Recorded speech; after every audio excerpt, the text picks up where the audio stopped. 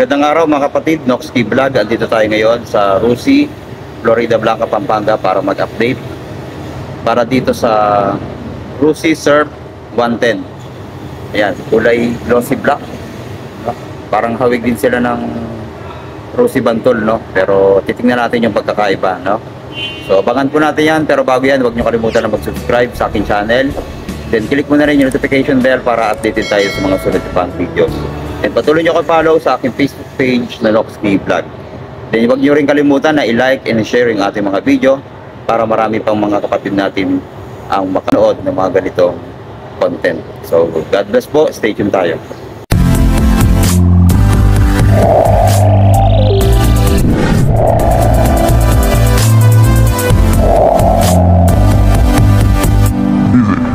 Noxkey Vlog.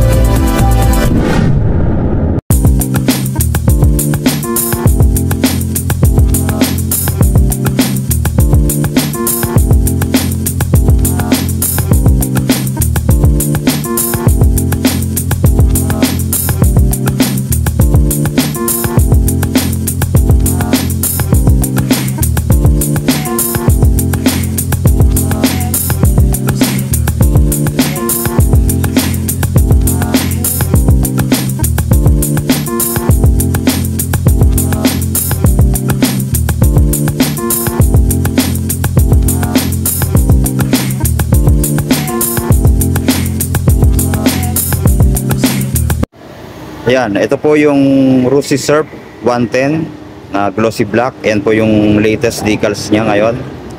Surf, tapos yung decals niya na kulay dilaw, tapos nakasulat dito yung 110. Hindi lang masyadong halata, no? Tapos meron din yung kulay red. Yan.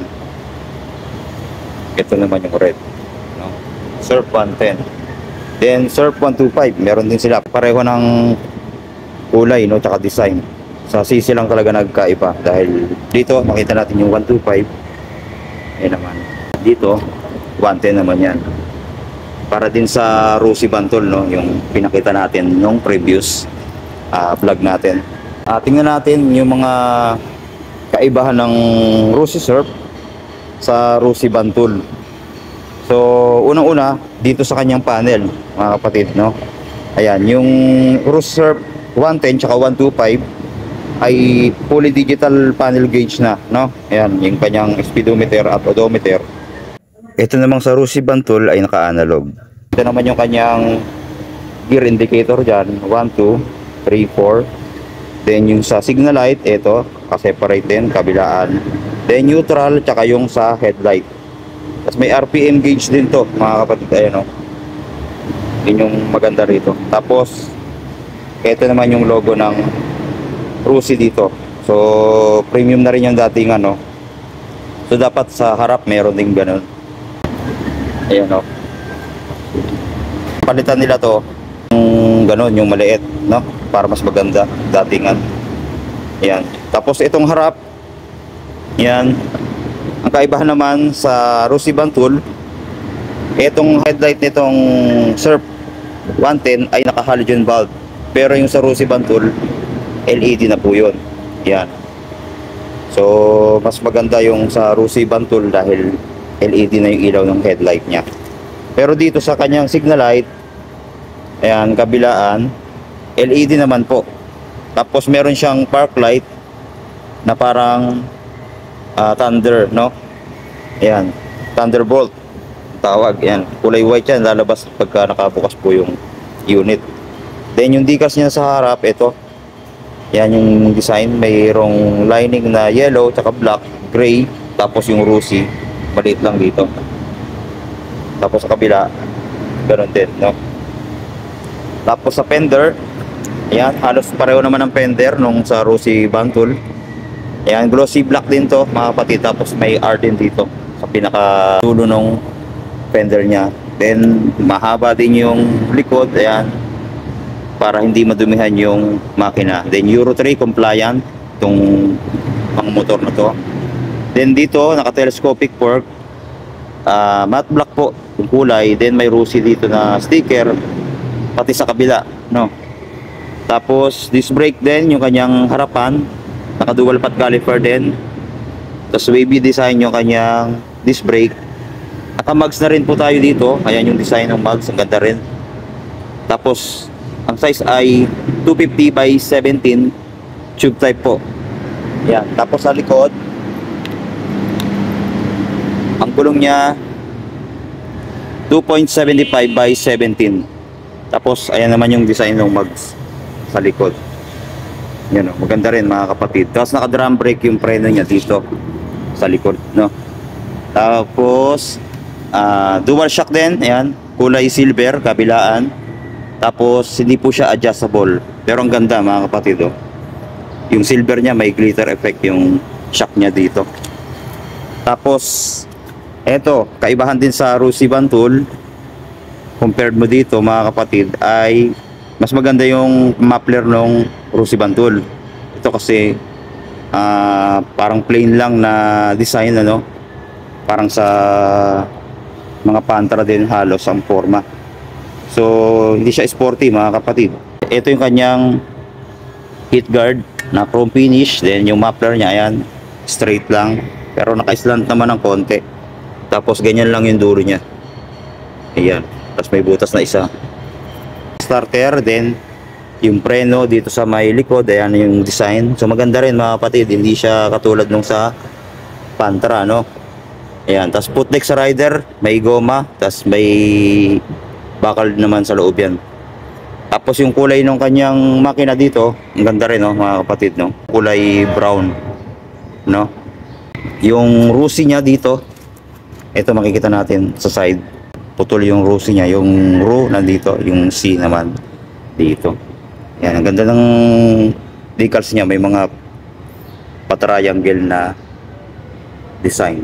Tapos meron siyang aerodynamics dito para sa carburetor, tsaka dito. Yan, kabilaan yan. Balik tayo dito sa kanyang mga switch sa handle o sa manibela. Ayan, meron siyang high and low. See na dito, turn signal light switch. Tapos choke, hill carburetor type. Then, ang susi niya, ito. Ang laki, no? Tapos maganda rin yung design, no? Parang sa kotse ang forma. Tapos yung ignition naman niya, ito. Standard ignition. Then nalalak din po yan, no? Tapos yung pagka-glossy dito, ang ganda, oh. Ayan, no? Dito sa may loob, ang kintab talaga. Tapos dito meron din siyang bukasan at patayan ng mga ilaw. Ayan.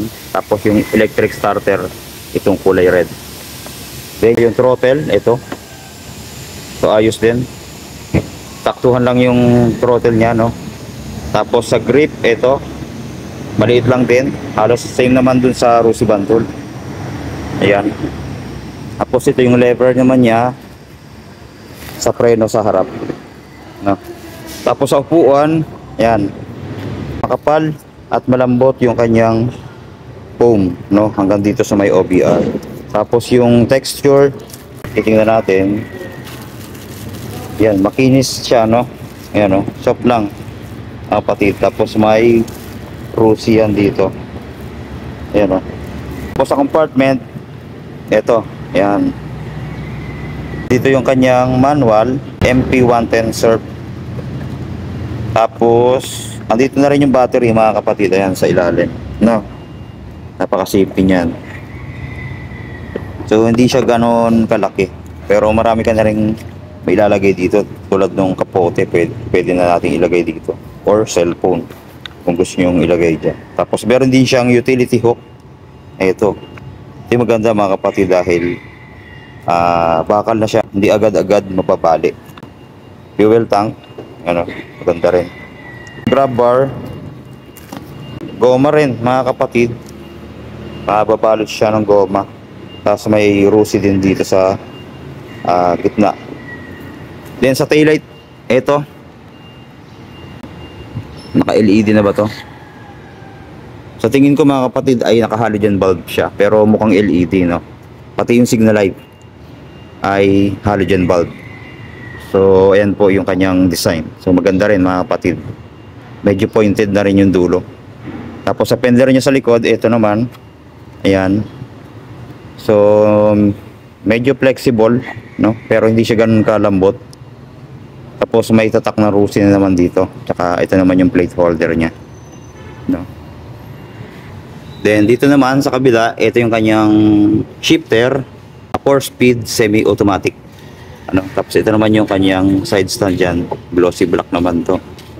No? Tapos dito, tingnan natin. No?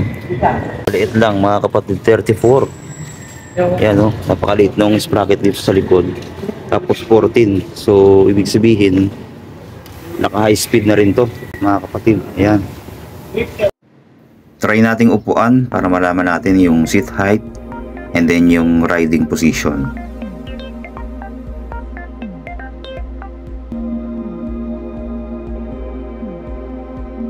Ayan yung forma natin pag nakaupo. Sa height kong 5'6", medyo may kataasan pala tong Rosy Surf 110. Ayan, medyo tiptoe tayo ng konti, pero konti lang naman. Tapos ayan, malambot din yung kanyang mga shock sa harap at sa likod. At magaan din tong motor na to.